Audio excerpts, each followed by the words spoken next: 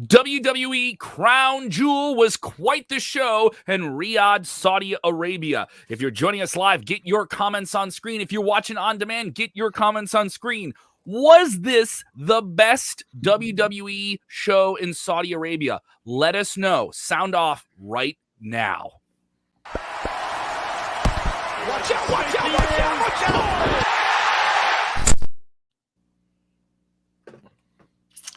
Quite the show, gentlemen. Watch out! Quite Watch out! the show. Watch out!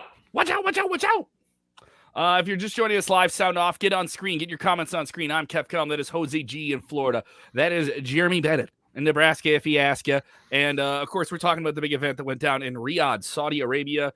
A massive, massive event, part of WWE's very lucrative and very profitable 10-year deal that we are several years into now with the Kingdom of Saudi Arabia. All the socio-political things about Saudi Arabia hang over every single one of these shows, a country that is repressive in comparison and the ideas of many Western states. Obviously, there's the controversy with the journalist being murdered several years ago. We can talk about those things, but we can also talk about wrestling. That's really what we do. So we expect some people, whenever we do these Saudi Arabia shows, for people to bring those things up, which is completely fine. But those things aside, if those things never happen, let's be completely hypothetical. This was a really good show. I thought this was a really strong show, top to bottom. Vicky Hamza saying this is the best one yet. Michael saying great show, brutal ending. Did not like the ending. A lot of people on the internet did not like the ending at all because we get the same. It's the same crap every time with Roman Reigns match. So I see why there's hate on that. Oh my God, Jeremy! It's like a heel isn't supposed to do heel things. But come on, mix it up a little bit here. Come on. How are we supposed to mix it up? Wouldn't it mean more if he went into WrestleMania with this big long title reign? Everyone wants build. But then when a heel cheats, it makes you upset. It's like WWE did me wrong. No, the villain did you wrong. Mix up your cheating. It gets a little stale. You know Lesnar's are going to be around for the next 18 months, so they got plenty of time to kind of bring this back around. Yeah, like we said on my podcast, which actually hasn't even been uploaded yet, so it's going to be. We recorded it last night, but Matt said that he fully expects Lesnar to win the Rumble and set up a rematch at Mania with these two guys. We'll see how this happens. So the big main event that just came on air, if you're just joining us, we'll work our way through the whole card. Get your comments on screen. Hammer that like button. I can see how many of you are watching. Hammer that like button. First-time viewers, tell us where you guys are watching from. Give us your 1 to 10. Give us your 1 to 10 rating on today's WWE Crown Jewel in Saudi Arabia. Let's talk about the main event. WWE Universal Championship, what has been billed as the biggest match of the year.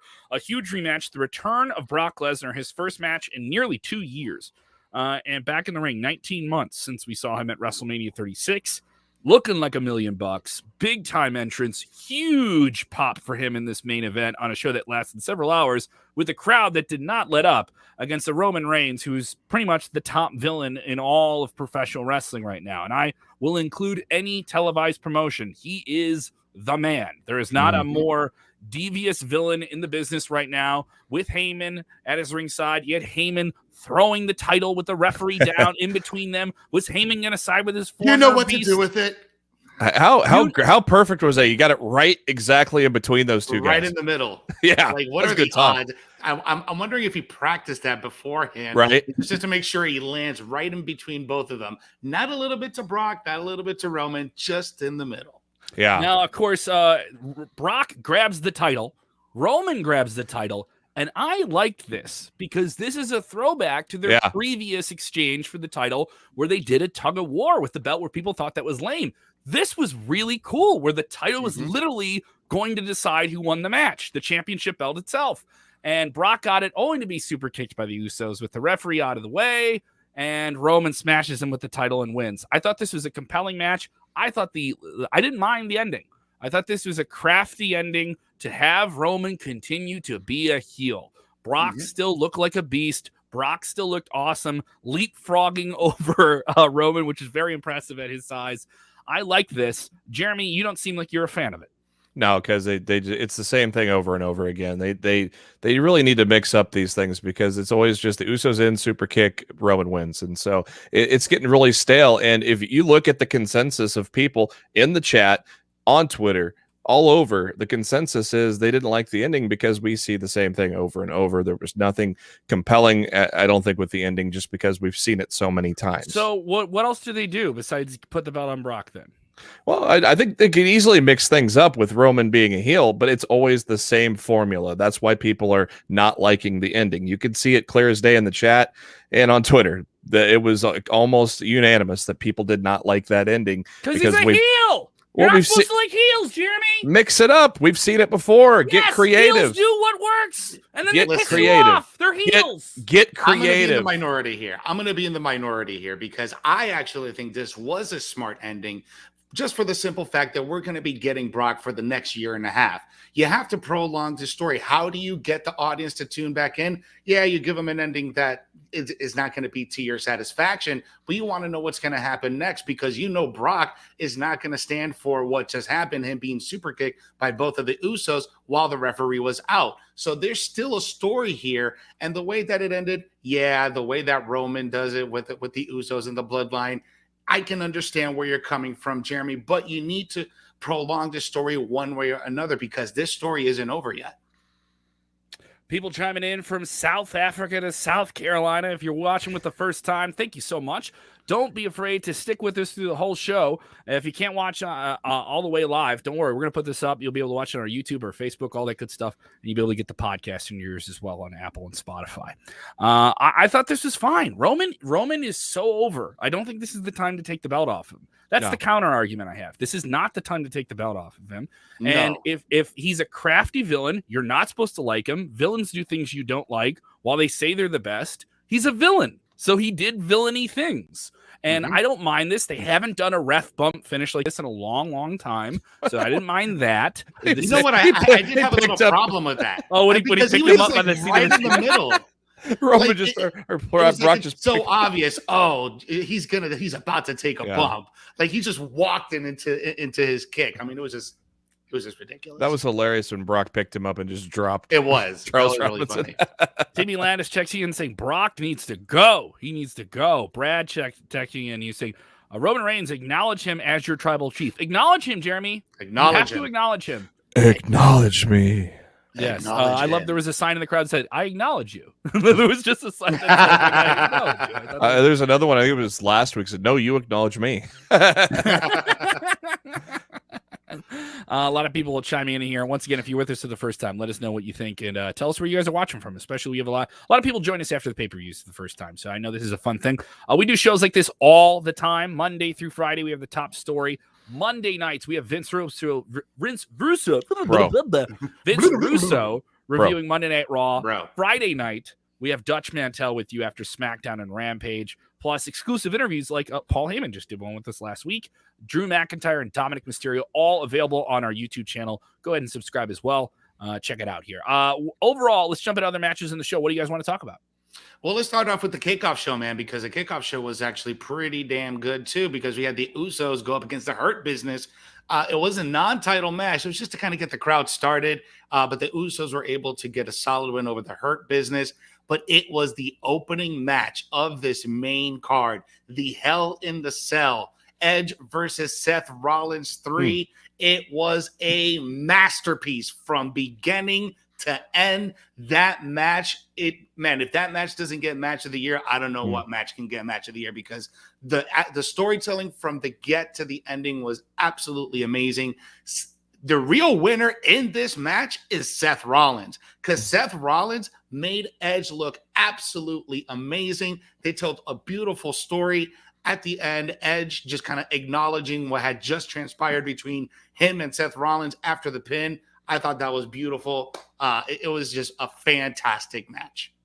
Yeah, 100%. I love this Hell in a Cell match. This is easily the best WWE Hell in a Cell match in some time, at least in the last year or so. I saw a great tweet from our compatriot across the ocean there in the UK, Louis Dangor of Give Me Sport. He had a great tweet. I like this. I thought this was appropriate. Rollins is in one of the least well-received Hell in a Cell matches with Bray Wyatt, and they bury Bray Wyatt, and they were supposed to put the title on him, all these different things, right? The red lights, and people are so mad, right? And then he's in this match, which does everything right and it told the story perfectly. Had Edge get the biggest win he's had since coming back into WWE besides Royal Rumble.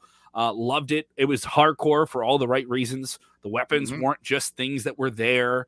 They were part of the story, just like the belt was a part of the story. I love this. This is easily one of the best WWE matches of the year. Up there with Ilya Dragunov and Walter. Up there with Tommaso Ciampa and Walter.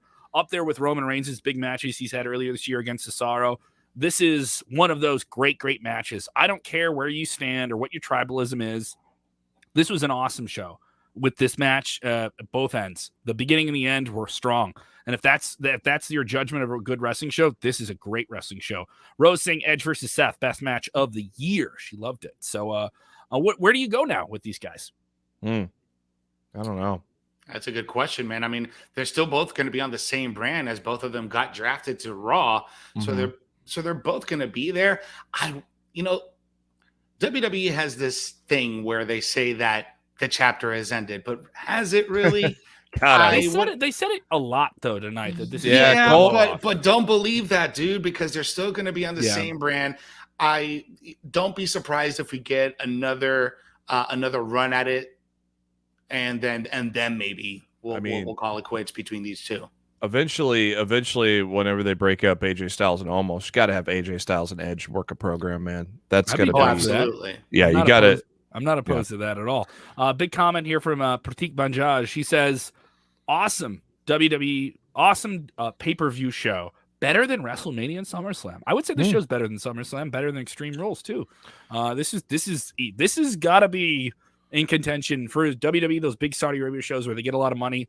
This has got to be one of the best ones they've done. Oh, it has to be. Definitely the best. It's definitely the best Saudi or Middle Eastern show they've done by far, because before that they've been glorified live events, and this was actually, it felt like a pay-per-view, and it delivered nearly. I'd almost say every match pretty much delivered.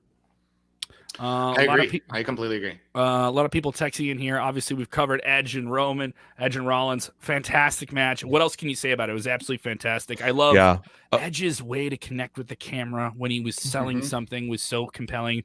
Rollins is such a good heel. The way they use the weapons, it was just everyone was on point. Yeah, I love how about some of these bumps and some of these spots though, because there was a really dangerous spot that Seth Rollins. So when he was on the top rope, Edge pushed him off. Not only he bumped into the Hell in the Cell cage, he went through a table on the way down, which was he was like a basketball. He bank shotted him into the table, boom, like a pool shot, like a trick shot. Yes, absolutely. And then you got that other spot where Edge hits his move on the staircase, but then his crotch lands right in between of the corner of that first step, which I don't know who took the worst bump there, if it was Edge or Seth, because both looked to take it pretty nasty, man. Yeah, I thought the use of the chain with the stomp was brilliant, because obviously they played it off with how brutal the stomp is for Edge in his career and his neck injuries,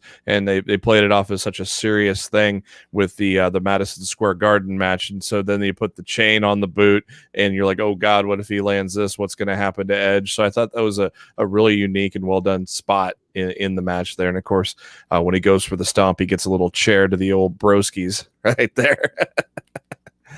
So I thought overall that whole sequence was pretty good. Overall, a lot of people saying they like this show a lot, so we're getting some great responses to it. Let's jump into some other matches on this show, because there was, I think, very few matches on the show did not excel or over deliver. Let's talk about the tournament finals, because I think these were a big talking point coming into the show. Queen's Crown underwhelmed in terms of the build on television with the women. This is people were mad that first off they didn't call it Queen of the Ring. I think that's a legal thing. There's probably a reason why they can't do that. and then they go with the matches that are very, very short on TV. That upset some fans. And it makes these matches feel less than the other women's titles matches. But those are the women's champions. Those matches should feel more, right? Yeah. Well, so we get to this, though. We get a solid final with a solid heel in Zelina Vega, who's been back with WWE for a few months now. but hasn't had anything super significant besides this tournament. Then we had Doudrop, formerly known as Piper Niven in NXT UK, who's been getting a highlight. She's been getting a little bit of a spotlight on Raw and breaking away from her former teammate in Eva and being treated like a positive, fun, colorful babyface. Fine match. They have to come out there. They are like, what, the third or fourth women's match that's ever been presented here in Saudi Arabia.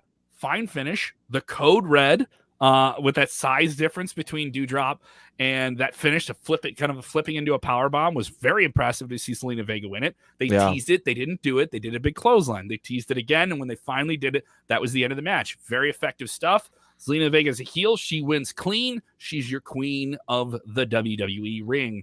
What say you, boys? Again, the knock on this whole tournament was how much time they gave the women. They didn't even give these women 6 minutes. They went just under 6 minutes. And so once again, that's going to be a talking point, is just how much time they gave the women in this whole tournament. And the finals were actually no different. When you have a 4-hour show, you only gave them you didn't even give them 6 minutes in a 4-hour show. But I think, creatively, I think they can do a lot of great things with the Zelina Vega as the queen. I think that was a great choice, and I thought the visual of the code red was pretty cool too. Yeah, I'm going to be in the minority here because I know a lot of people, I've read in not only in the chat but just online, they didn't feel like Zelina should have been the one, right? They feel like either it should have been Liv Morgan. Some people, I thought Shayna Baszler was going to make it to the final, but we have what we have. Zelina and Doudrop were at the final. Let's not take the fact that let's not forget that this is something historic for these two women, because not only this was the second ever women's match in Saudi Arabia, but this is also the first ever Queen's Crown women's final in a foreign country. So this is kind of a big deal for both of them. So I'm trying to look at it from their point of view. Also, Zelina Vega, her being the queen of the ring, this is monumental for her. She came back to the company and she's been taking L's left and right. I think this is something that she absolutely needed, and she's a heel, and I think this is going to be fun for her, fun to watch. And not only that, bro, but she's from New York. She's New Yorican, Puerto Rican, representing Latinos everywhere. Bro, we got a reina of the WWE here. Yeah. Other people chime in. Zachary saying Crown Jewel was damn good. This lines up with a lot of WWE pay-per-views overall, where people bitch and moan about the TV week to week, and then the big show comes, and they watch it, and for the most part, they're pretty happy, or they complain about one big thing on the show. But overall, this is a very, very, very strong show. I differ with you, Jeremy, on the ending. I thought it was... I didn't mind it. I would say I've seen a better ending, but I didn't say it was bad. I never said the ending was bad. I said it was bad that they only got less than 6 minutes. I thought the ending was good. I'm saying the ending of the pay-per-view in general, not the Queen's Crown. Let's jump over to the King of the Ring. This was a match. Were they going to do it? Was WWE going to do it?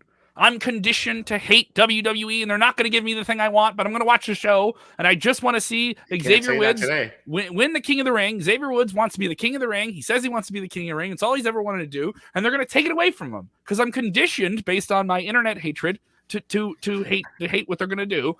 And what did they do, Jose? They gave the crown to Xavier Woods. They gave you what you wanted, people. So I don't want to hear about WWE never listens to what we got to say. We got it. He petitioned for it. Everybody loved it. Even the crowd they were booing Balor because even though they're in a foreign country, they know their WWE stuff. For God's sakes, they started a holy shit chant in the middle of a couple of times. A couple of times. And they started a This Is Awesome chant at the Hell in the Cell like 3 minutes in. So they know their stuff. And I just find it fitting that Xavier Woods now gets to be called King Xavier. May his rule be great. Don't turn that camera. Keep that camera on me. I am the king. I have the power now. Don't you change that camera. I want you to keep that camera right on me. I don't care about that stupid cape. I call the shots. I love he immediately didn't have a mic, but he just started cutting a promo. Because I think another thing is they think of the like fans can follow along and watch this on TV with subtitles and translation, stuff like that. And maybe there'd be a language barrier. You didn't see any in-ring promos tonight. That's notable for this crowd. And so he was immediately took that moment when he knew the camera was right there. I loved that. I thought that was absolutely brilliant. The crown looks cool. People were complaining about the cape. Oh, the cape. Quit. Who cares? cares? All right. The crown looks cool. He won the crown. And Balor made him look like $1 million. Balor didn't look like a joke. Balor didn't get jobbed out. Balor's 40 years old. He's an NXT champion. He'll be a WWE champion in the future. He's fine. He can take the L. Xavier gets what he wants. Xavier's king of the mid card, baby. He's king of the mid card. All right. At least he's not lost in the mid card. No. Hey, yeah, cheap plug. Yeah, I saw some people like, oh, get ready for 10 matches with him and Baron Corbin as he tries to get his crown back. Oh God, don't say that. It only took him 4 seconds to bitch about it, right? You wanted this thing, then you get it, and then you're like, how quickly can I bitch about something? I saw that online. It was never let them have a win, man. Come on. It was great. It was great, and I love how he directed the cameraman and fired Kevin Dunn. Said, "I'm taking over now."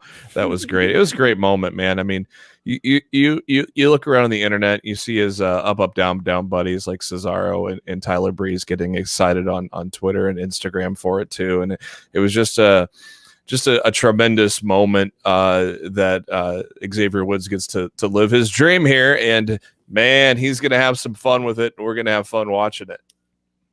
The Multiverse Show says, all Goldberg haters, where are you now? We'll talk about Goldberg in a second. Don't worry. Stick with us on that. There's haters? Well, there always is, isn't there? There always is. Let's get into some other matches in the show. RK Bro retain the WWE Raw Tag Team titles over AJ Styles and Omos. Is this the end of AJ Styles and Omos? Reports ahead of the show is that WWE is going to break up Styles and Omos as a tag team in the WWE draft, but they ended up not doing that, feeling that Omos, the big man, still needs some time under the veteran tutelage of Styles as a team, yet they didn't go and give them the titles again here. What do you think here? Solid match? No, I wouldn't say super exciting. I enjoy that spinning gut wrench move that Riddles does. They made a fun entrance. Walking out on a camel was a colorful way to make that was great. And it was certainly enjoyable where Riddle's having such a great time and Randy's just like, let's just get in the ring, dude. let's just do this. Yeah, it felt if it was a fun match to watch, right? It almost felt like a match that you would see on a Monday Night Raw. It wasn't like nothing super explosive that was going to catch out of your attention. You almost knew that AJ Styles was going to try to hit the phenomenal form into an RKO, and that's exactly what we got. I think this is actually the beginning of the end between AJ Styles and Omos.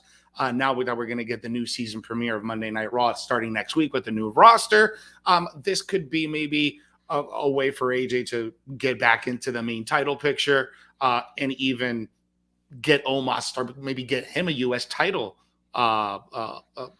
reign. I don't know, something like that. Get him started somewhere.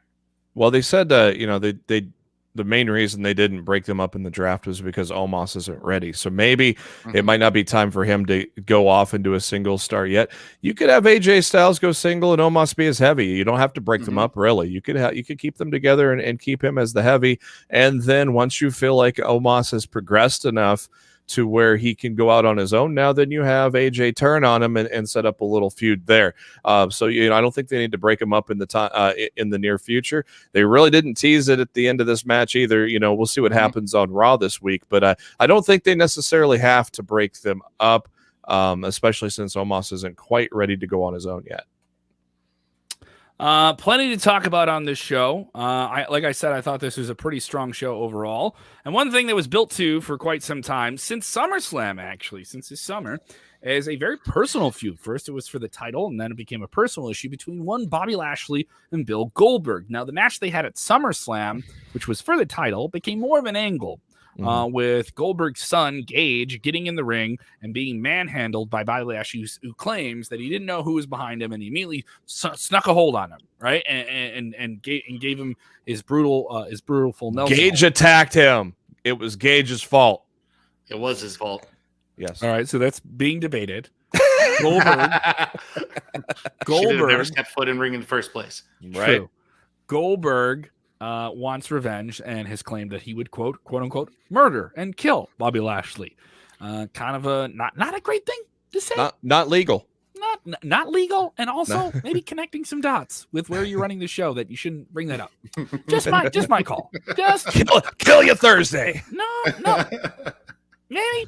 Yeah, maybe. And cut. So we get Goldberg versus Lashley, and Goldberg is a limited guy, but he's explosive and he's quite the personality. He knows how to find the camera and feels like a larger than life character.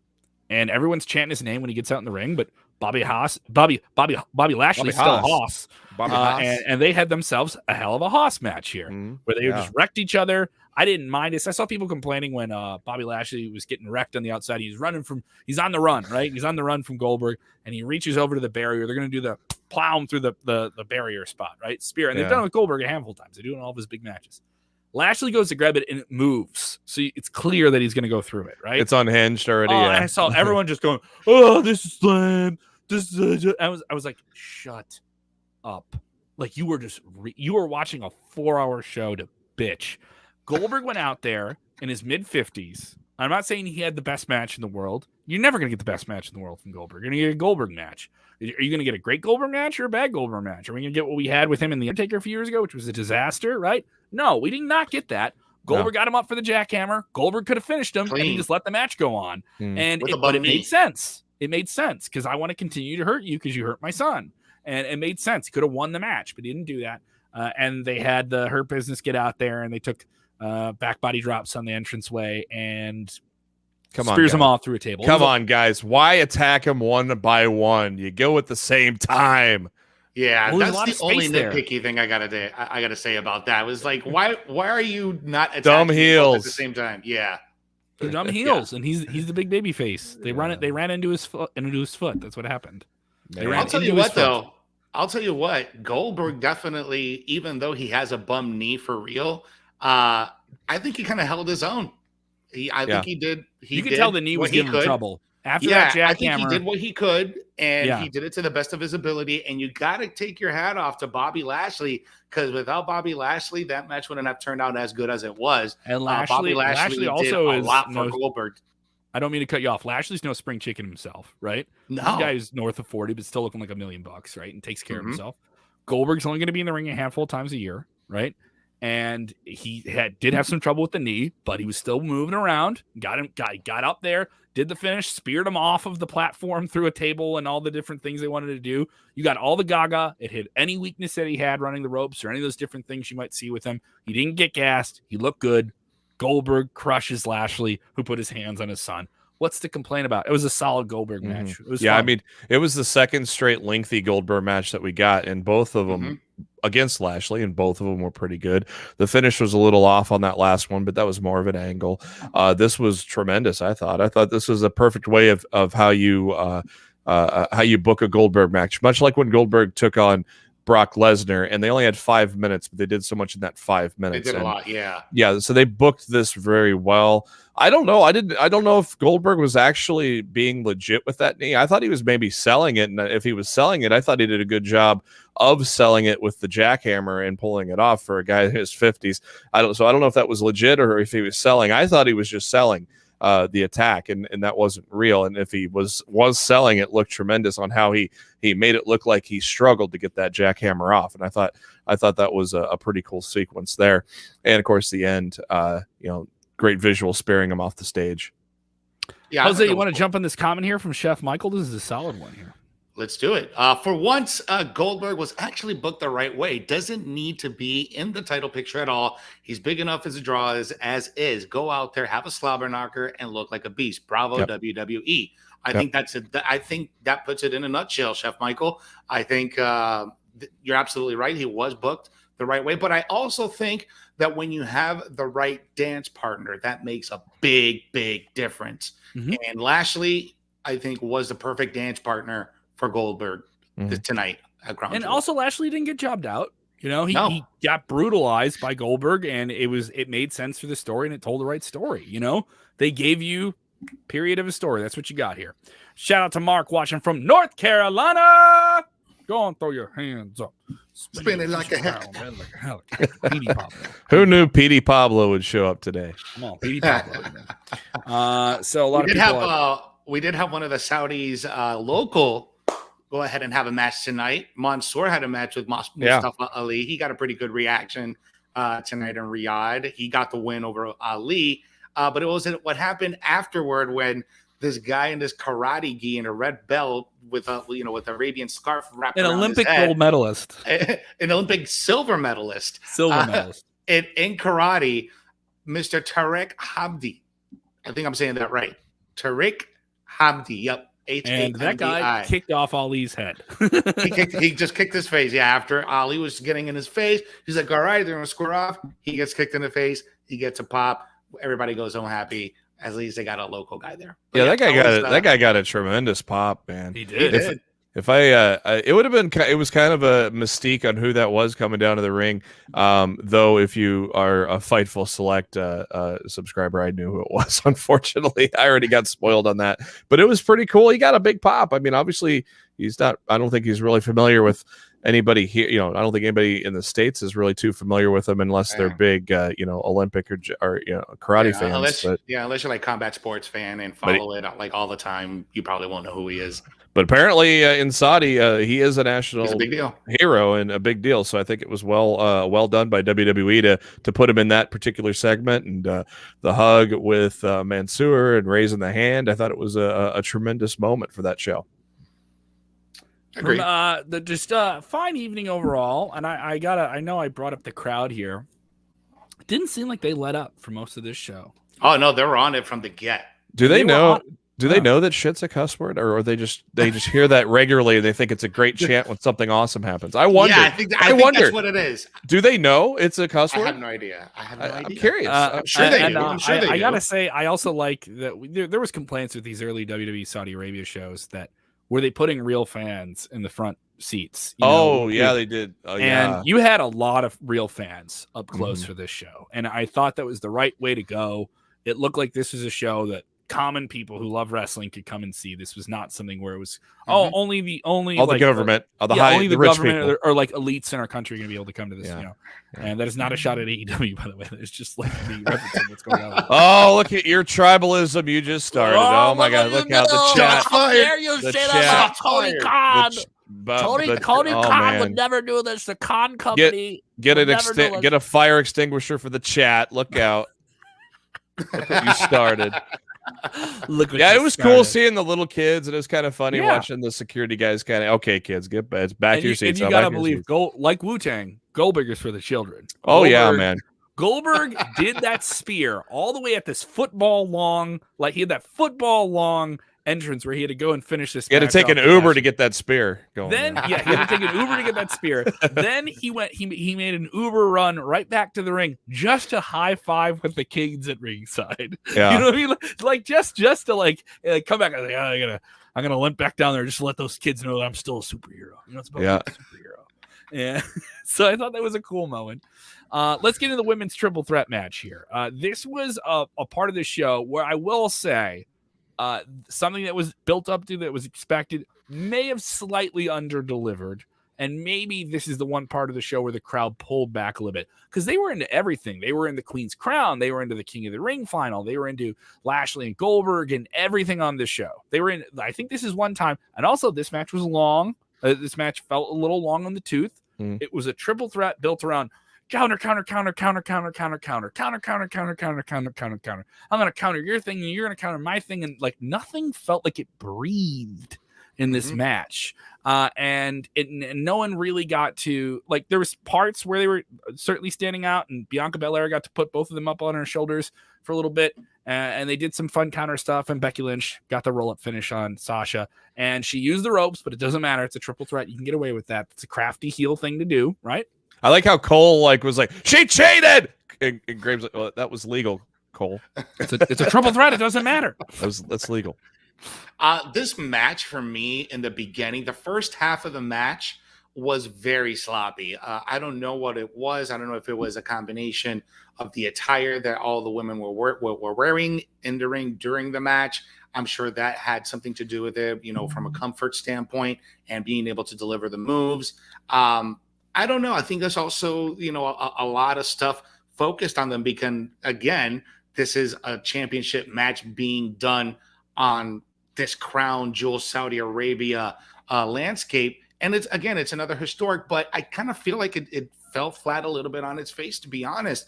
And it's nothing that the women did. I just think just like to Kevin's point, all we got to see was just a bunch of counter moves left and right. It was 20 minutes worth of counter moves. There weren't really any big dynamic explosive moves or spots that we typically see in a triple threat match, especially with these three women. This is a WrestleMania main event caliber matchup on paper, but it just really under-delivered when it came to performance. And I'm not going to hold any of them responsible. I just think it was just a matter of circumstance of the situation with the women over there in Saudi Arabia. But overall, man, I think they did the best they could. But yeah, it was a little sloppy for me. And I'm not a wrestler, so it always feels weird to say that. But I mean, you've watched enough. Let's see you do it, Kevin. Yeah, but you've watched enough matches where you see something go south, and there was just some parts in this match where, and there was some really impressive stuff. And it looked like it was another heel getting past him here. Now, another thing is that was the second to last match in the show. It had to follow the King of the Ring final, which was absolutely fantastic. Like in terms of short matches, I think they had less than 10 minutes, right? But in terms of short matches that have to have a big thing, they got that of the King of the Ring final. Then you have another big powerhouse match for the WWE Championship. Big E, his first real major title defense against Drew McIntyre. And many times in this match, they made you think Drew McIntyre was going to take the title off of him. And that was a great match too. And they teased a Claymore. And if he hit the Claymore on him, it'd be a bad news. Caught him with the Claymore into a powerbomb. Caught him with the Claymore into a spine buster. And then he hit him with the Claymore, and you thought, oh, this is bad news. He was able to get out of it. And Drew McIntyre was able to get out of the big ending. But, it was one more big ending through the ropes, and Drew McIntyre got pinned. Big E retains the title. Another big match, but I don't think the women could have followed that. There is so many good matches. There was bound to be a show where the crowd just powered down for a bit before they went back up for the main event, which was exactly what happened. I mean, it was a 4-hour show, so I mean, someone's bound to get that. Someone's bound to get the air sucked out of the room. Plus, you got, plus you had the kickoff show, and you got the Usos and the Hurt Business, or in the second half of that. So technically it was about 4.5 hours basically, and because they were pretty hyped for that kickoff show too. So yeah, there's got to be a point where there's something just kind of you tune out a little bit at some point, because there were so many highs. And the Big E McIntyre match continued that with the highs, and it was it was a fairly short match in terms of WWE Championship caliber, but they put so much into that 13 to 15 minutes that it was just a great adrenaline rush, and that finish was so well orchestrated. The way that was so smooth, I loved the finish on that one.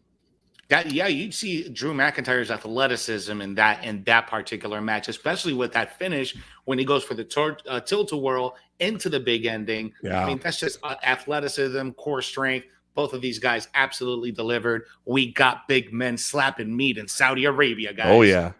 This was a big man. A lot of Haas matches on the show, no Lashley, Charlie. Goldberg. No Charlie, though. Yeah, what? No Charlie. No Charlie. But three big men matches on the show. You had Goldberg and Lashley, you had this match, and you had the main event with Reigns and Lesnar. So the big men owned the night. This is the land of giants, isn't it?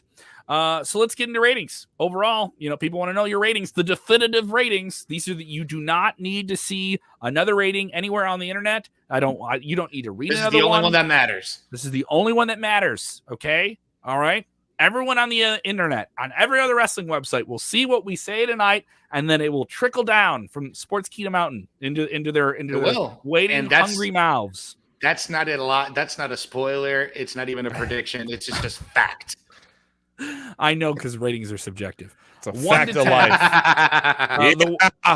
We do the 1 to 10 here, so it gives you a little bit more idea where the show lands. 1 being December to Dismember, the worst WWE pay-per-view ever. 10 being, are we talking WrestleMania? Are we talking WrestleMania level show? I'm going to give the show a solid 8. I'm giving this show a solid 8 out of 10. I think this is easily the best WWE show they've done in Saudi Arabia. There was no fat on this show. Everything they tried to do was a big deal, was built up to. Everyone talks about WWE doesn't build matches really well and doesn't protect people well. Everyone who lost matches didn't look bad. They didn't get hosed out, and a lot of young talent looked strong on the show. Lashley, even in the loss, looked good. Big E looked good. You know, a lot of people looked very, very strong and well developed here. And say whatever you want, Mansoor is over. That's his role. He plays it well. Ali played his role well. Everyone had their spots to play, and they delivered on their spots. King of the Ring moment with Xavier Woods. Chef's kiss. One of the best WWE shows of the year. I agree. I think we definitely got a WrestleMania caliber show this afternoon, guys. The production, from a production standpoint, when I'm sitting back and looking at everything that went into this, not only the amount of money that they spent on pyrotechnics, on all the fireworks, right? But let's talk about the camels that they had on stage, just hanging around. Matt Riddle rides in the camel. I mean, those are just production, little things for production quality, which gives me the inclination to give this and rate it around a 9, just because from the production standpoint. Oh my God, that's so funny. Kevin gives it an 8. Jose gave it a 9, and immediately. Why'd you have to one up me? And immediately in my head, I'm thinking 8.5. That was the number I thought. So right in the middle of you two guys, you got a solid hands down match of the year nominee. If it ain't, and if it doesn't win, I mean, off the top of my head, I think the Roman, Daniel Bryan, and Roman Cesaro were probably the highly regarded matches of the year so far. I think this probably tops them. So you got one of the matches of the year. Your 2 title matches were tremendous as well. You know, there was just a couple of lulls. The Queen's Crown was short. You know, that was kind of a disappointment, but that whole tournament was a disappointment in terms of just having focus on the matches and you know, just the times that they were given there. But everybody, I thought there wasn't an absolutely terrible match. I thought all the championship matches were tremendous. Ali and Mansoor was great. Even the kickoff show match was electric, even though you know who was going to win that one too. And so I'd say it wasn't perfect, but I gave it, you know, right between you two guys, 8.5.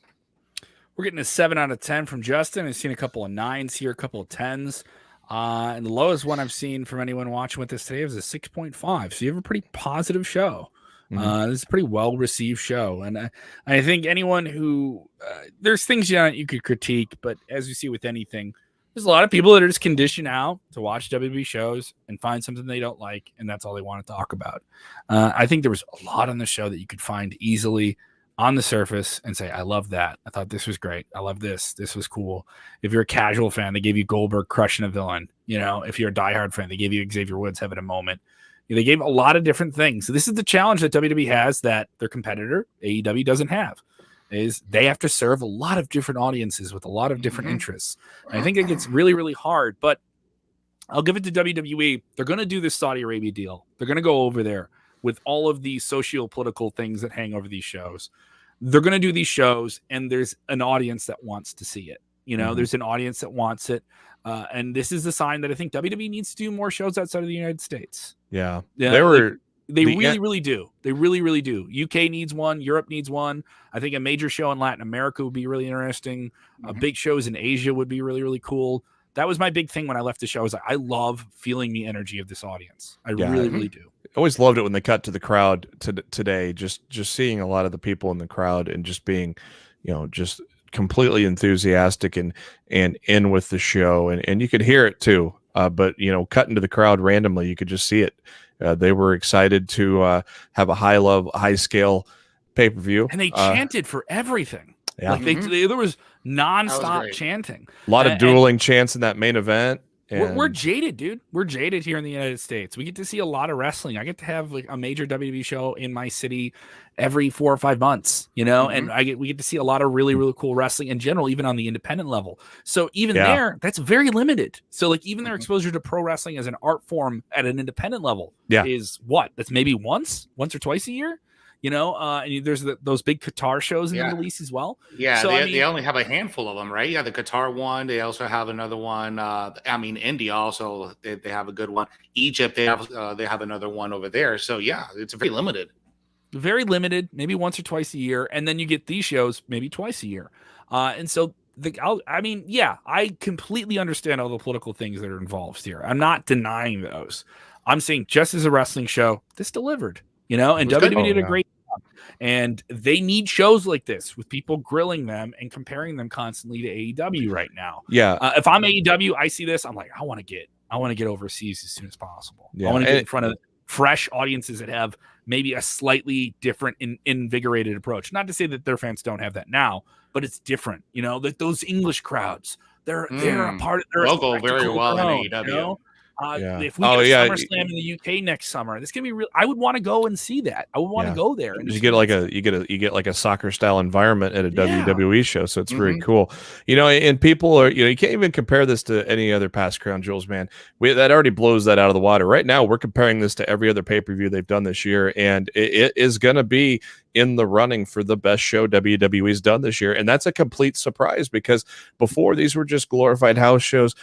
Nothing major ever really happened at them. The excitement level, while the matches might have been good, it was like a live show. All the good guys are going to win, and so this was a completely different tune, and it was really refreshing, and it turned out to be probably one of the best pay-per-views they're doing this year. Yeah, and to your point also, Jeremy, it also goes to show to all the WWE naysayers and critics because of the tribalism. When WWE wants to put on a show and blow your socks off, they will do that. Yeah. And they did that today. I think they did a really good job with this show. Mm-hmm. And also, it's a pay-per-view. They're going to give you payoffs. You're going to get things paid off. You're not going to have build, tease. And WWE's built themselves into this position where they kind of have to save those payoffs for pay-per-views. Go behind the paywall, get on Peacock, get on the network, right? And that's no different than before, but when there's simply so much content, you want more payoffs, right?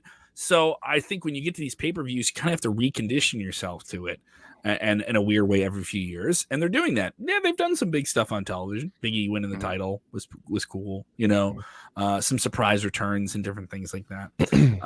I'm for it. I thought this was a good show, and another reminder that WWE is certainly a company that's capable of doing international events at a level that I don't think anyone else is able of doing right now. And I want to include New Japan in that. New Japan can run Japan, but can they do this in the United States? No. Can they, can WWE go over to Japan and sell at a football stadium? Fairly certain they can.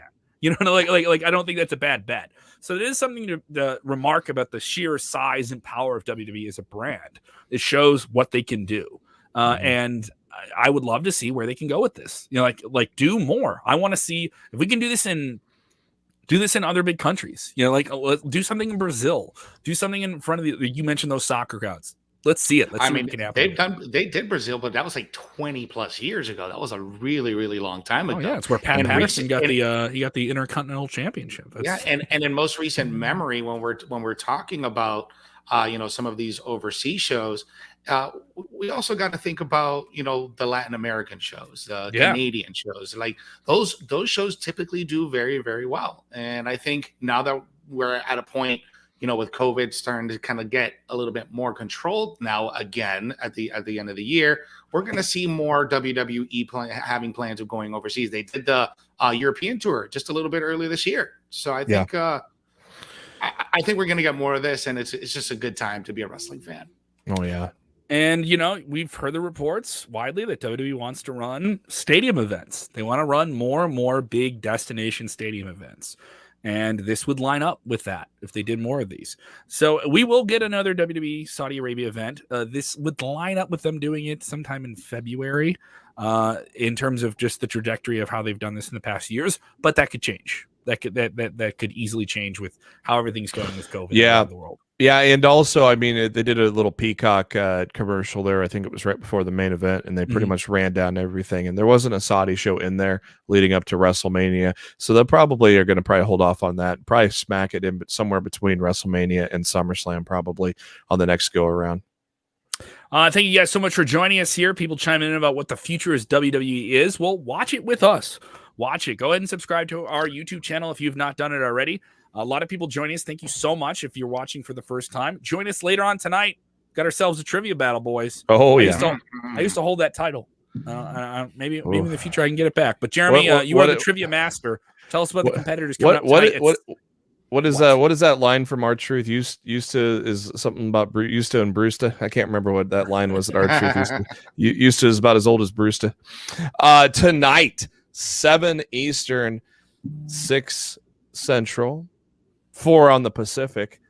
We have a non-title match. Originally, we had Sid SP3, your number 1 contender, to take on Rick Ucchino, but Sid not able to come to our trivia this time around. So Mr. Jose G is filling in. Now, Jose G has a unique opportunity, though. As the commissioner of the STF, the Sportskeeda Trivia Federation, as the commissioner of the Fed, if Jose does beat Rick tonight, the battle for the title will be a triple threat. Now, that battle for the title is not going to happen until December because we got Survivor Series. We're going to have a little team building exercise for Survivor Series. But tonight, the champ, Rick Ucchino, taking on Jose G in trivia. It's going to be an international flavor, some Crown Jewel trivia, and some international trivia of your international wrestling superstars. So tune in tonight at 7 Eastern. We will be back on all the socials here with Sportskeeda for that big battle. Looking forward to it. Yeah, of course. You are keeping busy, Jose G, with Ricans of Wrestling.